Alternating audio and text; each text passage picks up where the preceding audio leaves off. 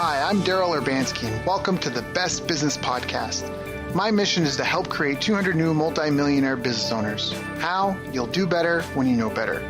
In my interviews, you'll hear from self-made millionaires, seven-figure business owners, authors, and world-class experts sharing how they did it so you can too without experiencing the same obstacles they did.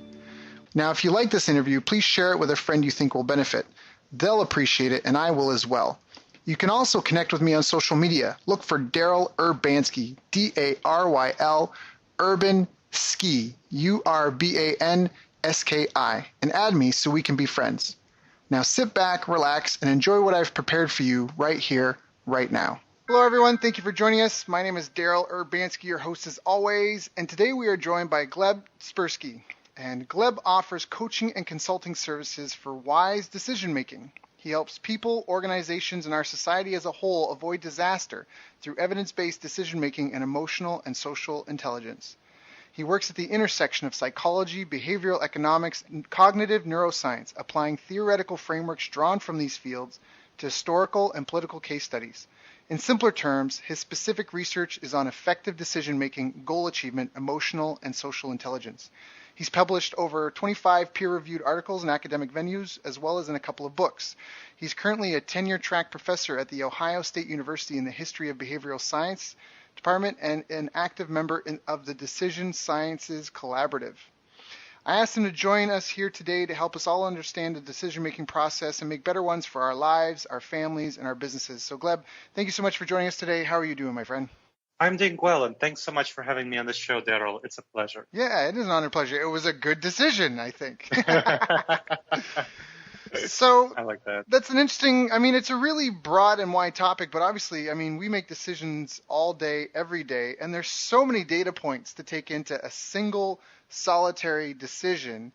I'm curious, before you even got into this field of research, what led you on this path? What did you do? Did you, as a child, was science a big thing in your household when you grew up? Where does this come from? Yeah, no, it's not a thing about my household. It's more like the society and the people around me. In fact, I saw my parents making some pretty bad decisions. Yeah, I think we all have, but they're just people, right? So Yes, exactly. So I saw that, and I saw just people around me making decisions that just turned out so poorly, and also the process that they went through to make their decisions was really problematic. A lot of people do things just like going with their guts and not thinking about all the factors, the real long-term future of their decisions. People make decisions that they kind of in the moment know they will regret, but they still make them. This is why we take a second piece of chocolate cake, even though we, know we shouldn't. Or, why so many people, fall into gambling or alcoholism, or they buy, people who are buying homes in the 2007, turned out to be a pretty bad decision. People were very optimistic about the house prices going up. So anyway, as I was growing up, I saw people making really bad decisions, and I saw society making bad decisions in terms of politics. And that frustrated me a lot, and I really wanted to help people avoid that. And this is why I went into the history of behavioral science to study decision making. This is why I do consulting and speaking and training on these topics. And I also founded a nonprofit called Intentional Insights at intentionalinsights.org to popularize the research on decision making for a broad audience. So it's kind of the activities that I do to help folks make better decisions and avoid disasters for poor decisions. So now this is a great, for me, this is really pertinent. Obviously, I've got a life like anybody listening to this call, and I can look back and I can, think of good and bad decisions that I've made in my past. I think I've fared fairly well overall, but also what's also very pertinent is now I'm recently taking care of 3 teenagers, and it's interesting because I forget what it's like when I was younger too, and it's interesting for me to just see some of the things that go on and the decisions that are made. And so it's just interesting for me because it's actually a very fresh, just the whole decision-making process and influences for it and that. So anyway, it's just a really interesting thing. Now, most people just react on emotion, right? When you go to make a decision, it's something that just your instinct. A lot of people most people just let their reptilian brain, their monkey brain just do whatever it wants and kind of impulses, which, grew our civilization to where we are today. So what's so wrong with that? Sure, great question. So we have let me go into the science on this topic. We have two systems of thinking. One, which is called system one, or colloquially, the autopilot system, is our emotional brain. That's the intuitions, that's our gut reactions, the lizard brain, whatever you want to call it. Don't call it the subconscious. That's not actually the accurate term for it, because the subconscious implies that we can't interact with it. Well, research shows that we can interact with it. Good point. So we can manage that. So that's not a good way of terming it. The autopilot system is what I strongly prefer to call it, because that really gets at what it is. It's our automatic, habitual, quick, intuitive, emotional decision making. Now, research shows it's much more powerful than our conscious, reflective, deliberative system, which is called system two, or the intentional system.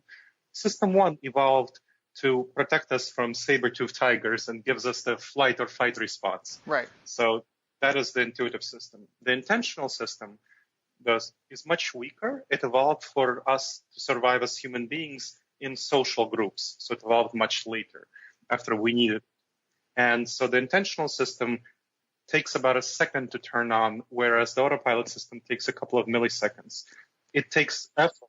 It takes a lot of conscious reflection and concentration to turn on. So let's give an example of, when it is useful, the autopilot system. The autopilot system is quite useful when you need to jump out of the way of a moving car. Right. You don't want to be waiting for there. Right. But, the flight or fight response is not really useful when you're dealing with your boss who is giving you criticism on your job performance. Punch him in the nose. Yeah. It's exactly. So I hear you, and I think you are the aggressive type. I'm also the aggressive type. I'm the fight response. Punch him in the nose is exactly the response that I get.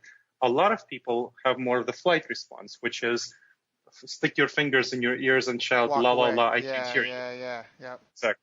So that's the flight response. Now, the intentional, not the autopilot response, the intentional response is incorporating your boss's criticism into your performance and then improving your performance going forward. Now, how easy is that when you do that? That takes a lot of effort. Right. That's hard. Willpower. Yes, exactly. Willpower, energy, focus, concentration. That's when you feel your intentional system at work. So that's what's wrong with our autopilot system, basically. When you don't want to go with your gut, there are a whole series of situations that have especially to do with making major decisions and with social interactions, when it's bad to go with your gut. Now, again, going with your gut is not a bad thing in most situations. When you're driving your car, you want to, in almost all cases, go with your gut. But when you're dealing with people, that may lead you in some bad directions. And when you're making major decisions, that may lead you to some bad directions. So we can talk about both of those, but I want to just clarify the science on the two systems of thinking and why it may sometimes not be a good idea to go with your gut. Right. Now, obviously, we can understand that, and rationally, I can understand that, and intellectually, I can grasp it. But how much control are people able to develop over this sort of thing? Like, if it's an automatic system, isn't it automatic? It's actually not automatic. It's called autopilot. Autopilot. It's not automatic, and it's not the subconscious. This is why I was drawing the distinction between the subconscious and the autopilot. We can choose to be mindful. We can choose to be intentional. The subconscious implies that we can't reach it. That's what the Freudian old kind of dynamic. That's not how things work. We can actually, research shows that we can retrain our system of thinking. In the short term, we can use willpower to suppress autopilot responses, but that takes a lot of energy and effort. In the long term, we can retrain our mental habits so that we automatically don't cringe when the boss gives us criticism, so that we say, oh, hey, thank you for that useful, constructive, critical feedback. Let me work on improving myself through that. That's a mental habit that can be developed. It will take a lot of effort. It's colloquially, it's known as, so there are two metaphors. There's a metaphor for the autopilot system and the intentional system. The autopilot system is like the elephant.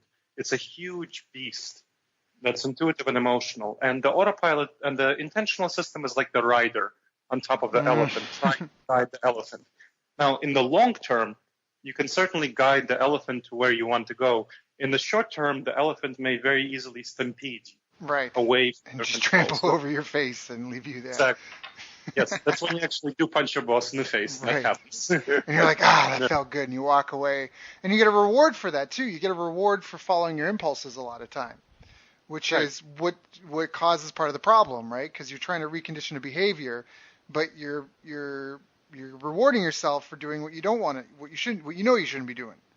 Right. So the retraining takes a lot of stuff, like you're saying, rewarding. So it's setting up deliberate positive reinforcement for yourself for doing the thing that you want to be doing.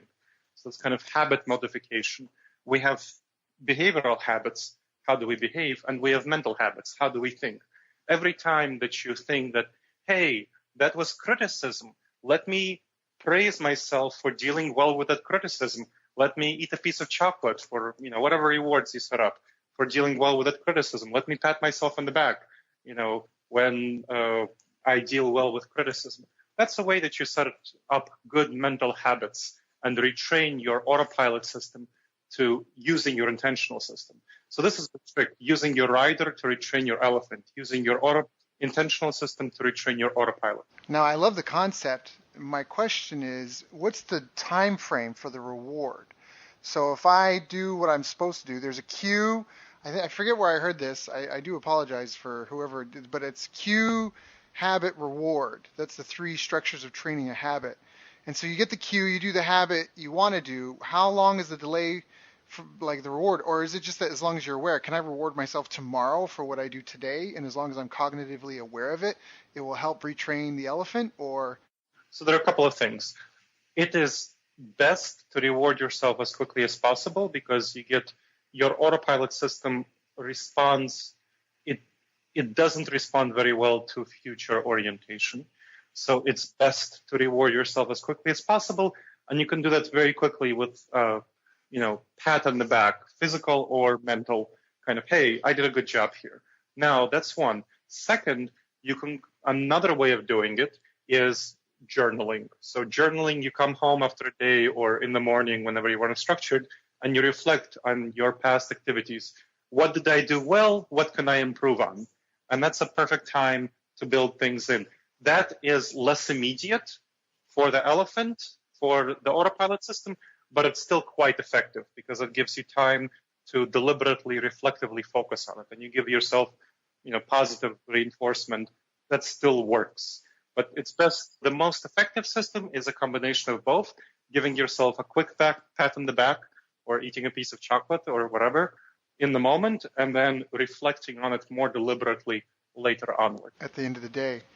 So Yes. That's so funny because I'm a big fan, and I don't really get anything for this, but something called the 5-minute journal. And I've been a big fan. It was passed on by a friend of mine. Yeah, and that's, it does the gratitude in the morning, 3 goals, your own affirmation, whatever you think. And then at the end of the day, 3 things great about the day, and then how you could have made it better. And that's, I guess, incorporating this. That would be a great way to retrain the elephant, is just end of day reflection. What was good about today and how could I have made it better? Absolutely. No, that's one specific technique of journaling that's quite good.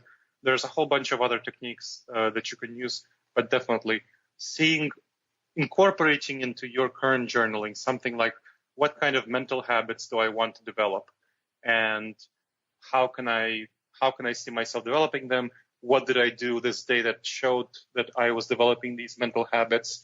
Where did I slip? And kind of acknowledging yourself, hey, it's okay that I slipped, but noticing that I slipped here and here and here, and I can do better in these ways in the future. So, it sounds like humans as a species, we're pretty smart. We put people on the moon, whether you believe it or not.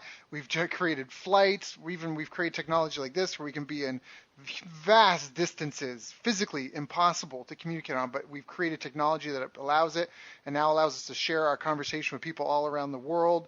So so it almost sounds like just awareness. If you are aware of what you're doing in some way, shape, or form, if there's any sort of feedback mechanism, you will adjust as a person because you're not broken by default, right? Like there's never been a misshaped wave or a misshaped cloud or a wave. So generally speaking, people are self-correcting organisms as long as there's a feedback loop is what I'm getting from you. Well, people can be self-correcting, but only if they're aware of their flaws. Because people tend to not be aware of their flaws. I'll give you an example. I'm an optimist. Now, what does that mean? That means that I tend to see things, I tend to be risk blind. I tend to see things as more likely to happen than they will positive things. And this is a failure. This is a problem within myself because I tend to take too many risks and make mistakes based on these risks. And I tend to think that things will turn out well, and I don't plan enough resources for when things will go badly. Not planning enough time for activities, not planning enough money for various investments. This is a problem for the business that I run. This is a problem for me as a person, for my relationships. When I write an email to someone, I don't think about all the ways it can be misinterpreted. Right. So I have to, if I didn't know that about myself, if I didn't know about good decision-making habits, and that this is a type of cognitive bias. So a bias is, not a gender or ethnicity thing, but cognitive bias are mental habits that are problematic for us. That's a great way to put it. Yep. So it's called a cognitive bias. You can look it up in Wikipedia. There's a list of over 100 cognitive biases, and this is cutting edge research. So more cognitive biases are added kind of every month. So one of these is the optimism bias, and it can be harmful if you're not aware of it. So, it can still be harmful if you're aware of it. So something that I do is I know that I'm optimistic. I have learned that about myself, and I work hard to correct for it. If I think that, I'm going to go get to that meeting, so I'm going to leave 30 minutes in advance. I'm like, no, I should leave 45 minutes in advance. Right. You're like, I'm being hopeful. So, yes, exactly. So pessimism, by the way, is a similar sort of thing. Pessimism bias. People don't take enough advantage of opportunities when they're pessimistic, and they don't take enough risks when they're pessimistic. So that's another sort of cognitive bias. There's a list of over 100, and I recommend your listeners go and check them out because that will be really helpful. Right. You also have a list of tips for people that are, if this is intriguing and people are interested in a tip sheet, a worksheet to help them along with their decision-making process. You have something for them, right? Yes. So I have a tip sheet on helping people make significant decisions. So that basically I told you that there's like something over 100 biases, and there are a number of techniques to address them. Perhaps the most effective one is to put numbers on your decisions. So when you're making any significant decision, when you want to purchase a car, when you want to purchase a house, when you want to hire an employee, when you want to decide whether to invest in a certain product or not, or a business collaboration, or make a merger with another company, companies bring me in to talk about this stuff all the time. And so what I do is work with them to put numbers on their options. Let's say they're thinking about which of 3 business collaborators to work with, business companies to work with. Then they make quantitative characterizations of various decisions. This one has, so let's say experience, credibility in the marketplace, respect, costs, and so on. They weigh these, how important each one is, and then they evaluate each of the options on each of the qualities that will make the decision, and then they multiply it out. That really helps you get rid of a lot of bad decisions and a lot of cognitive biases. And so I have a tip sheet on that people can email me at gleb@intentionalinsights.org. That's gleb@intentionalinsights.org. And I'll send them a free copy of the tip sheet. That's awesome. Usually paid, but they have to say that they heard me on Best Business Podcast. So if they say they heard me on Best Business Podcast, email me, and I will send them a free copy of that tip sheet. Perfect. Awesome. So now I have a couple of questions about this. First, as far as putting numbers next to the decisions, I think when you said that, something clicked for me because for time management, I'm a big fan of Pomodoros, and I'm a big fan of identifying my top 3 priorities for the day. And it's funny because I'll write down all the things I have to do and I make the top 3, but when I have to pick one of the top 3, it's tough to do. It's like you avoid it because then you're it's like a commitment thing. You're like, then I'm committed because that's the most important. And I don't know why that is, but when you said that, it was just so clear. Again, it's that whole awareness thing. Like when you're really aware, then suddenly everything else, just falls to the background, and then you really focus on what's priority. You said something though about multiplying it out. What do you mean by that? Sure. So let's say you have three options. Let's say you have option one, business collaborator. Let's say Jackie works for a multinational company and you're considering using her as a supplier. And you have two other options. And you're considering things like cost, reputation, and so on. So you put numbers on how important cost is to you, the cost of this thing, anywhere from 1 to 10. 1 is least important to 10 is most important. Quality of products, 1 is least important to 10, most important, and so on. Expertise in the matter from 1 to 10. Then you rate Jackie on each of these qualities. So let's say Jackie is 10 on reputation, 3 on cost, and 8 on quality. So let's say then you multiply out your ratings of Jackie by how important each of these things to you, by your ratings of each of these numbers. And therefore, you get a clear number for the value of Jackie and her company to you. Got it. Which is a very methodical, logical way to make decisions. Now, exactly. So that's where you turn on and very effectively use your intentional system. It's only meant to be used for significant decisions. You know, you're not going to use it to decide what to eat for breakfast in the morning. Right. Yeah. You're only going to use it, for something like, which of these 3 candidates do I want to hire? Again, which car do I want to buy? Which house do I want to buy? Which city do I want to move to? Anything that's a significant decision where you have multiple factors, that's a good time to use this significant decision-making tip sheet. So now I want to touch on another point, because we identified that people generally are highly intelligent, and that if there's a feedback loop where they're aware of their flaws, they will self-correct, because generally speaking, people want to get along with others. They want to be successful. They want to fit in. They want to be good at what they do. How does like a social context influence that? The people you live with, the friends you hang out with, the city you're in, even just, well, I'm known for sometimes throwing 7 questions at someone, so I'm just going to stop there. But how does that influence our decision-making process? So our social context is quite influential. There's research showing that network effects, this is something that's called a network effect. So who are the friends around us are, that strongly influences the kind of decisions we make, because we are creatures that are strongly motivated by our peers. So social status and reputation and peer influence are powerful in shaping us into who we are. For example, research shows that something like, I don't remember the exact details, but for smoking, if we have people around us quitting smoking, we have a substantially higher likelihood of quitting smoking. This has nothing to do with anything else. It's just if our peer network quits smoking. And the same thing vice versa. If they start smoking, we have a significantly more likelihood of starting smoking. So this is causatory. So this is a cause. It's not correlation. They are quitting smoking or starting to smoke causes us to do that. Similar things have been shown for other qualities like weight gain or weight loss. So we are strongly influenced by the people who we are around.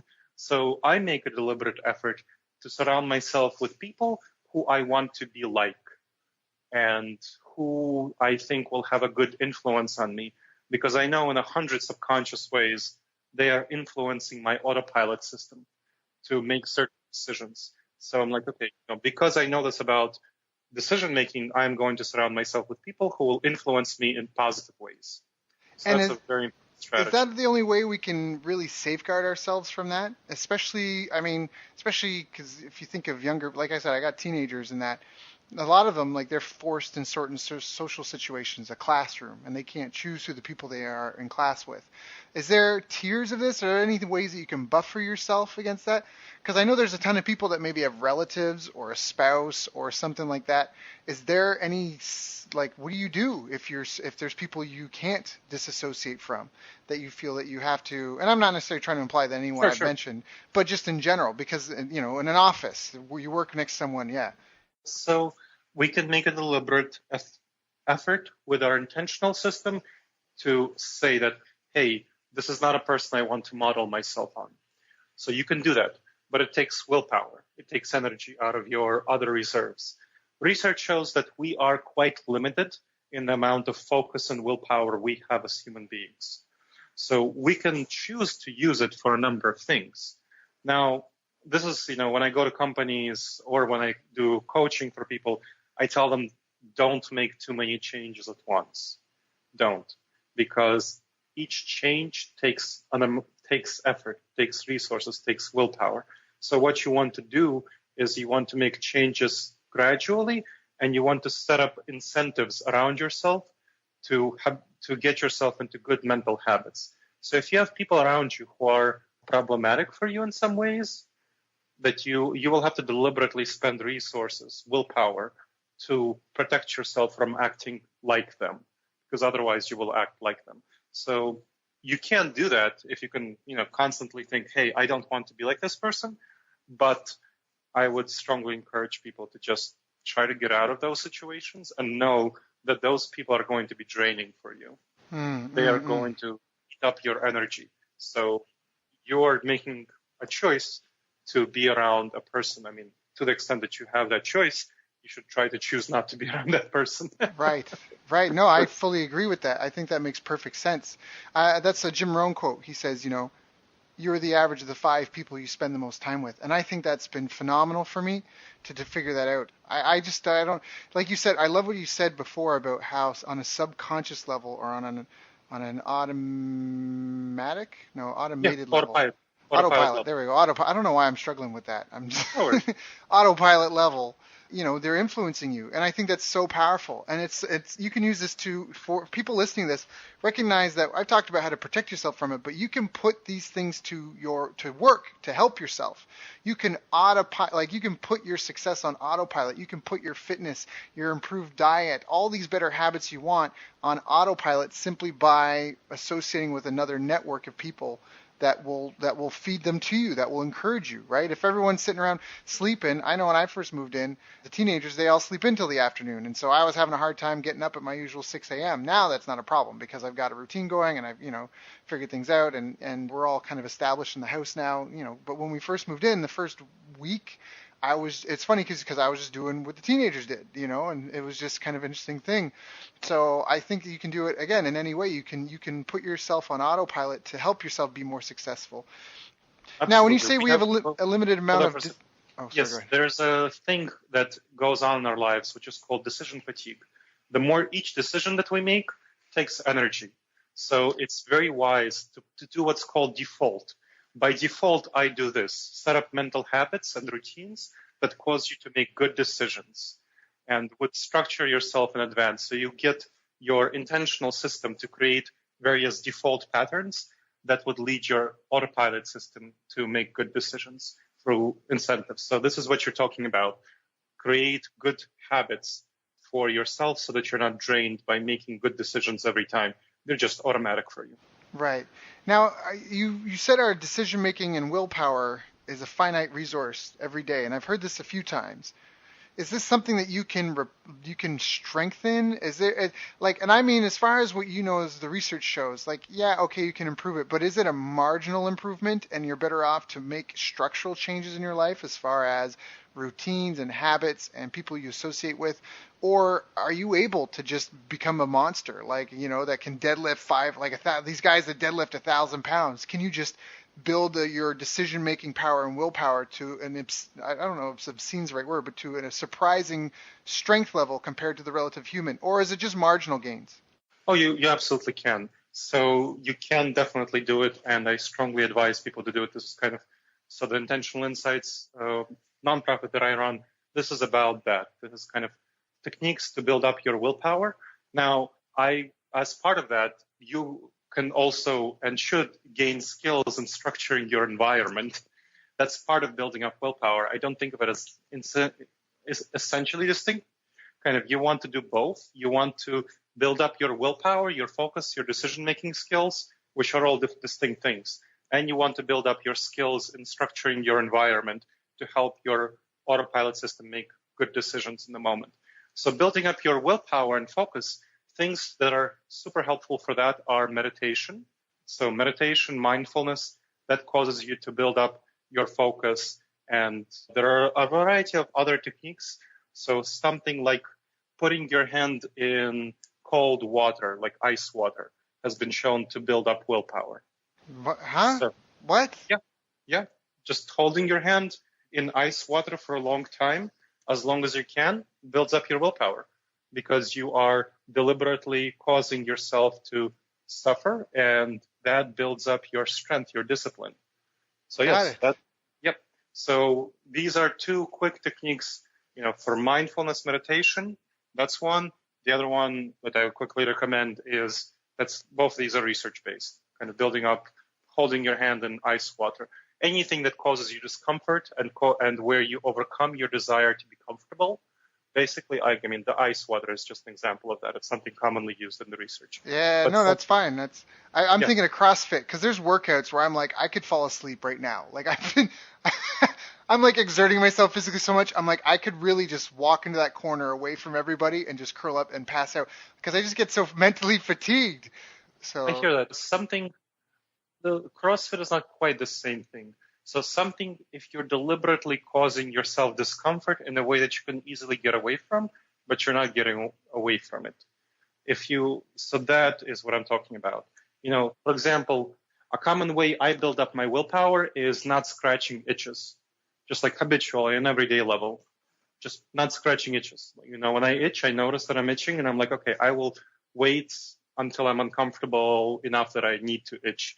And that I will wait. So that's a very basic way of building up willpower. A lot of these things are. Got it.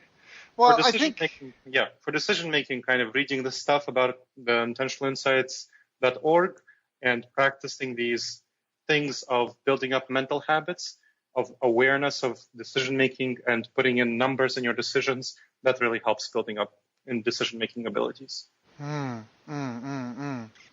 That's awesome. That's really powerful. So we've got all these, and so again, it's a muscle that can be flexed and be used and exerted. The more you exert it, the better it gets. Are there any common things that people just, and this might be too generic, but are there any things that people allow to happen that depletes their willpower? Things like letting things slide, I'm sorry if I'm trying to formulate the question better. But are there, you know what I mean? Like you say that there's small things like not scratching an itch. Are there opposites to that where most people just allow it, but you're like, that's actually dangerous? Yeah. So I actually had a meeting with a client just earlier today, and we're talking about people deal with business cards when they get business cards from others. And she was saying that she puts them in a stack and, then she processes and whatever and forgets them. And that's many people just kind of build up a collection of business cards. Now, what I do with business cards is I immediately put them into my contact list, and I throw out the business card. And what it is, that's an example of something that is a really effective technique to not deplete your willpower, because what happens is that these business cards and any other tasks that you leave hanging, they're still there in your mind somewhere. They're a loop that's not closed, and they're always, to a little bit of an extent, draining your willpower. They're like, oh, I have to keep this thing on my mind, and this thing that's not done. So that is a drain on your willpower. And I make sure to minimize these drains. I make sure to structure my life, and I talk to my coaching clients about how to structure their life in such a way that they will minimize their willpower and energy drain for these sorts of activities. And any tasks left undone is going to be a willpower drain. That open loop. Yeah, closed loops. Finish what you start. Absolutely. I like that. I like that a lot. So where do people tend to struggle the most or get caught up the most? What are the biggest hanging points for people, for clients, as far as you see? The biggest hanging points, so there are a couple of things. One is for themselves, internally, is differentiating comfort and truth. The autopilot system does things that when we intuitively feel like we should do something, when our emotions tell us to do something, that feels very comfortable to us. That's kind of what the feeling is, comfort. Comfort is the feeling of our autopilot system doing the thing it intuitively wants to do. That's very different from what is going to be most impactful for reaching our goals, which is kind of the true thing that we want to be doing. That's the most effective thing to do. So whatever is most comfortable is very often not the most effective thing to do. So our gut reaction. So people have a lot of trouble overcoming their gut reactions and doing things that aren't comfortable, that expand their comfort zone. So this is one thing that clients tend to struggle with a lot, doing things that are uncomfortable for them. So that's one. That's internally. Now, what they tend to struggle with other people is what's called in the research failing at other minds. And that's a basic tendency to remember that other people are not like them. So I'll give you an example that comes from me. So I'm an optimist.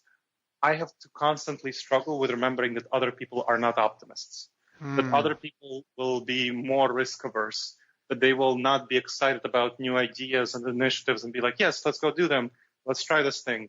They'll be like, well, wait, but what if these like 215 things go wrong? Right. And that's the pessimistic perspective. Or another one, I tend to be more aggressive. So when I get the fight response, when somebody is doing something that I dislike, I tend to want to change the situation, do something about it. So for example, right now, besides my business work, I am an activist for truth in politics and rational thinking in the political sphere. I'm writing a book called The Alternative to Alternative Facts, Fighting Post-Truth Politics with Behavioral Science. So this is something that I'm doing. I'm active about it.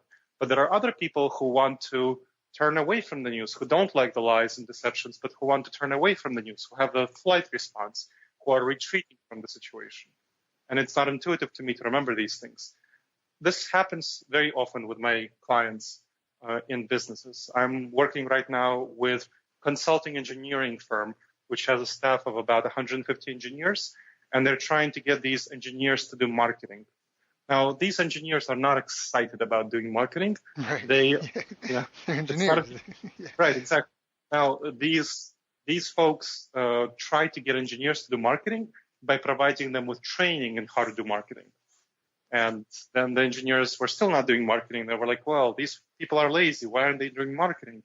And they brought me in, and I'm saying, well, it's not because they're lazy, just they're not motivated to do marketing. They much prefer to do their techie engineering stuff. Right. So kind of reframed it to the engineers to be about, hey, you can be thought leaders and you can get reputation and respect among your peers if you go and write white papers and do conference presentations.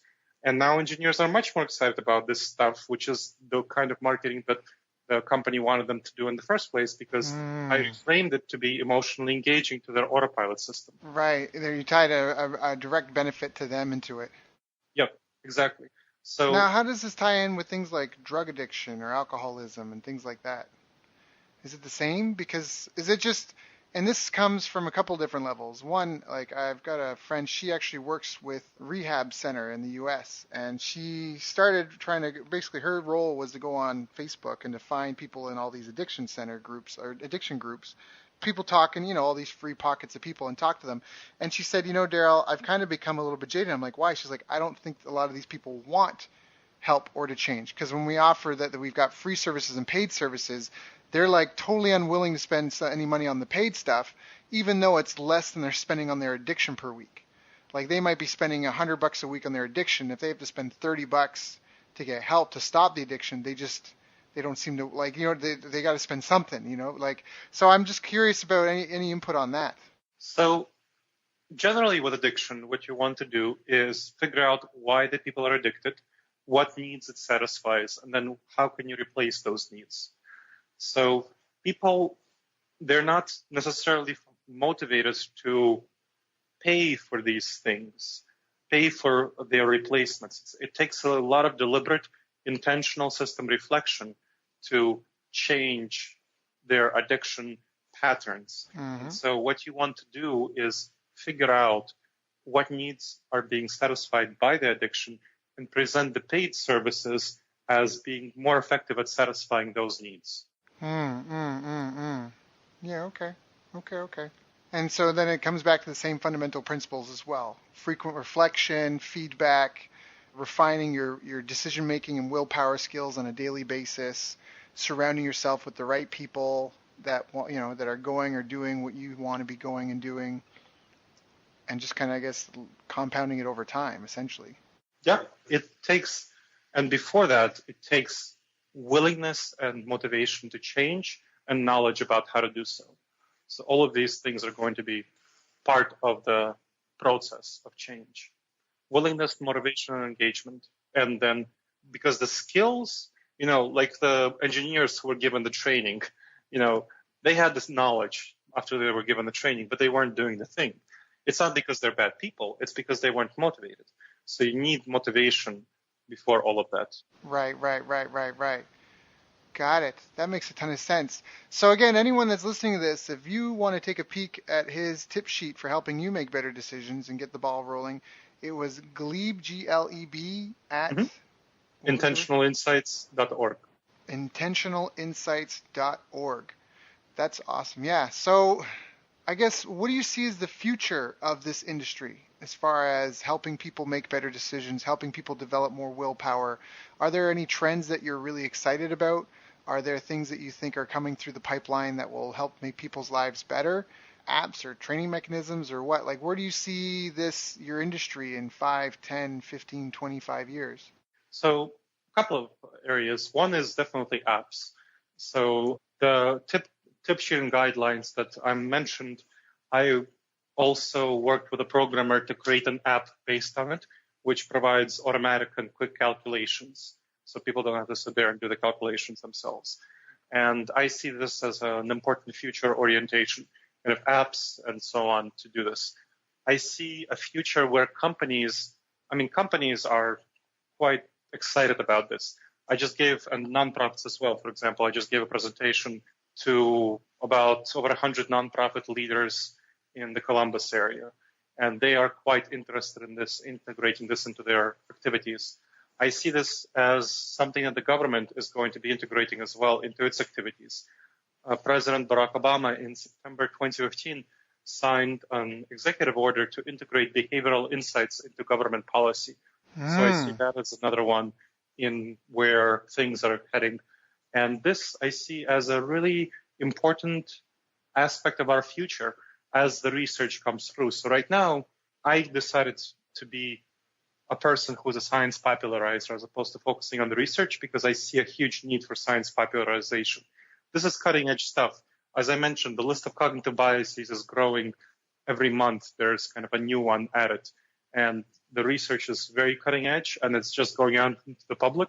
I think people who adopt it right now are going to be at the forefront of reaping the advantages of this stuff and gaining the benefits from doing so.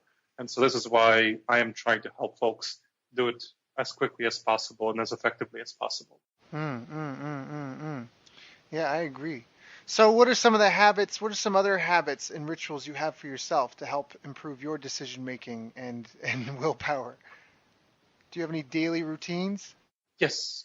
So some of the daily routines I have is doing meditation in the morning.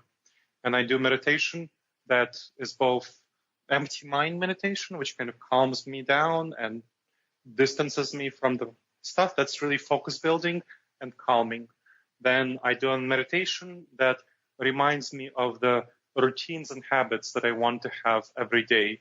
Mental routines, mental habits, it's a sort of a checklist where I run through them in my mind. And checklists have also been shown to be very helpful techniques for people to use in decision making. So I do that. Then I have journaling, so I journal daily usually in the morning about the day before and kind of what I want to do in the day ahead. And there are various journaling things that I do.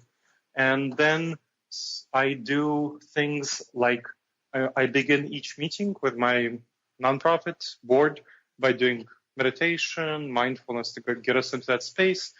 For major decisions, I always use these checklists and habits. So when I have major decisions to make within the nonprofit or within consulting and so on, I also do things like if I'm sending an important email, I let my wife, who's a pessimist, take a look at it. So that's a good way for me to kind of, check various things and so on.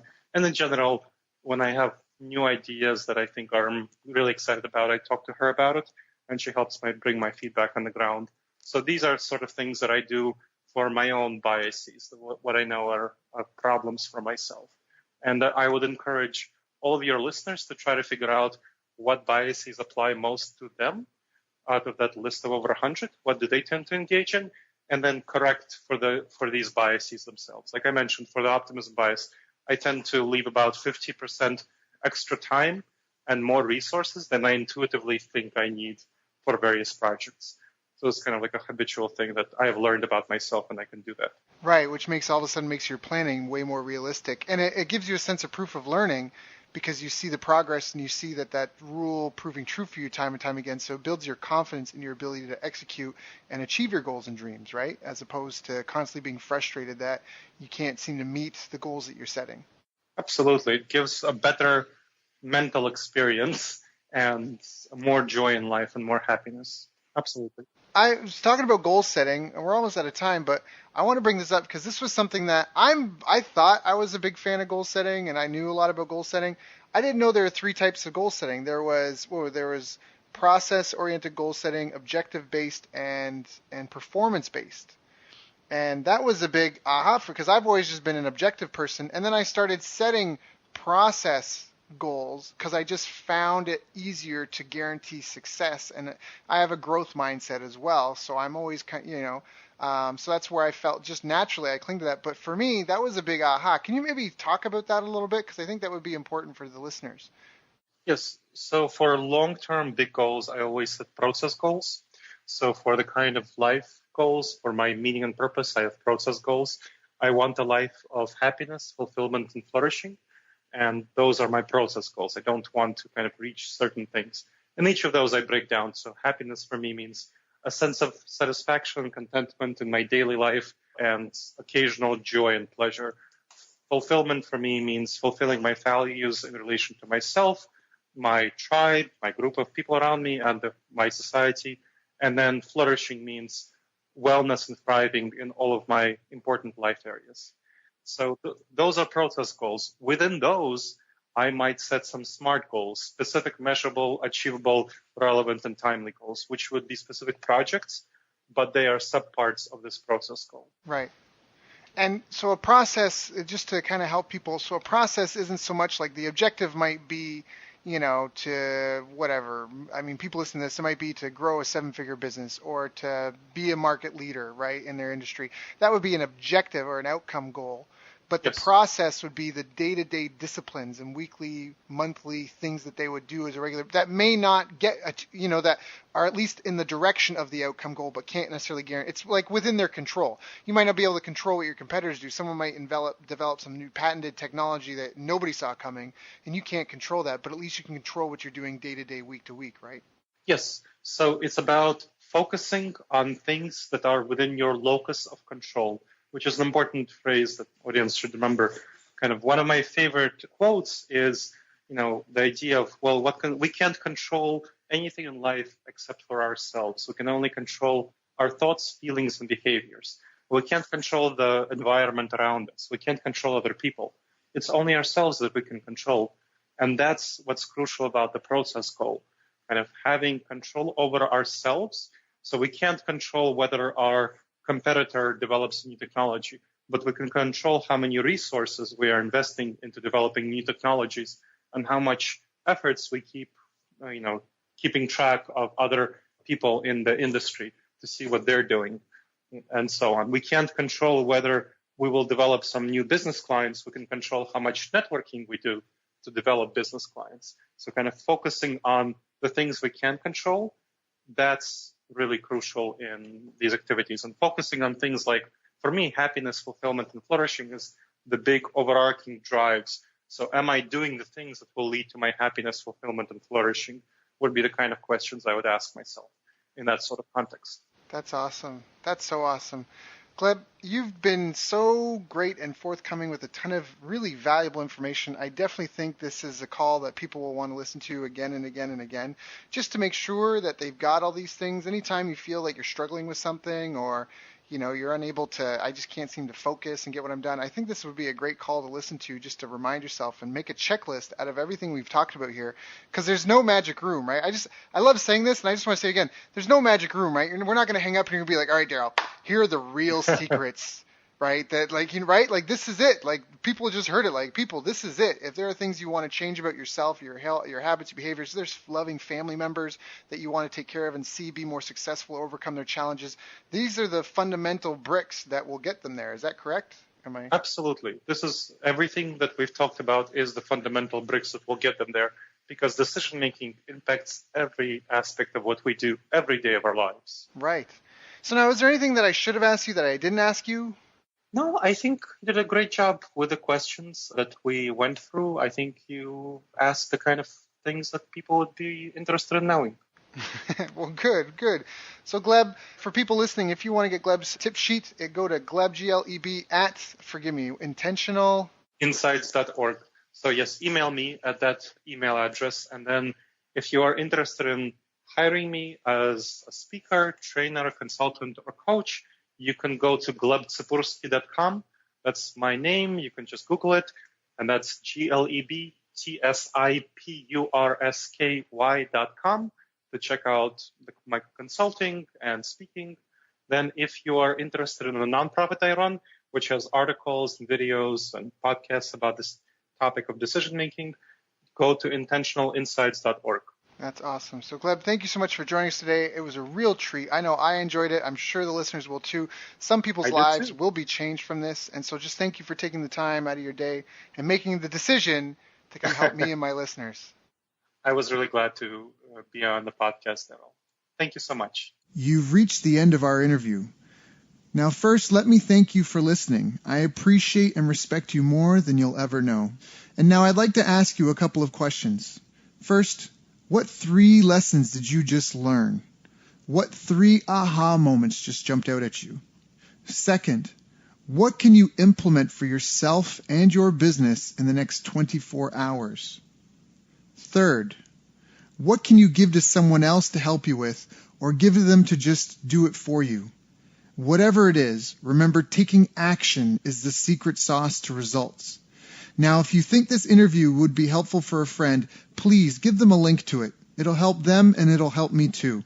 I'd also like to invite you to help me find out more about the challenges you're facing, your dreams, your goals, and how I can help you overcome what's holding you back. We both do better when we know better, and your success is my success. So please reach out and interact. You can visit our website, bestbusinesscoach.ca for Canada or California, where I'm from and where I'm living. You're welcome to also try out one of our paid programs. You can find us on YouTube, Facebook, and pretty much every other social media channel you can think of. You should also subscribe to the podcast, and if you're enjoying them, please leave us a nice review. It really helps. That's all for now. Once again, thank you. Take care of yourself, and remember, the world needs the best business you can build. And I believe in you. So look, I was privileged enough to sit in the room the other day and listen to Daryl present. I had the great fortune to spend some time with Daryl Tspursky during this week, and we had an incredible 2.5-hour presentation with Daryl. Daryl was amazing. I got so many little nuggets of wisdom. I hadn't heard Daryl speak before, but what struck me from his presentation was he's one of these hidden masters in the internet marketing world who's worked on some pretty incredible launches. Daryl has a ridiculous amount of knowledge. Daryl Tspursky's presentation was absolutely great. I really loved an incredible knowledge of numbers. He is a very articulate, very knowledgeable, very advanced marketer. Well, he talked a lot about keyword tools and how to research your niche. So it really created a lot of predictability around moving forwards in our business with the marketing and sales aspect, which is so important to any business to really see it grow. Where he walks you through step by step how to judge in detailed form how much money you could potentially make from a market based on AdWords, keyword research, and putting together quite complex Excel spreadsheets. And what I took away from it is not only understanding your niche market, but also looking at and breaking down and going, am I working with the right niche? Is there enough demand there for me to be able to reach my goals? And doing that hard research. There's a lot of gurus out there that present you a lot of the why and the what, but they don't necessarily give you the how. And what I really found with Daryl's presentation, there's no holding back. There was no holding back the screens or the curtains. Like, everything was given to really assist us. His feasibility and due diligence is incredible. and he was able to show us in a really short space of time how to cut through the overwhelm. You're giving us the exact tools that we can use to test something before we even go to start testing it by spending money on it. One of the biggest nuggets that I got out of his presentation was that when people pay, they pay attention, and when people pay a lot, they pay a lot of attention. I just love that. I think that's a great way to look at how to price yourself. And he was a great speaker, lots of energy, and it was really great to spend time with him. Honestly, phenomenal presentation. I would love to catch up with him, next time I'm in this part of the world.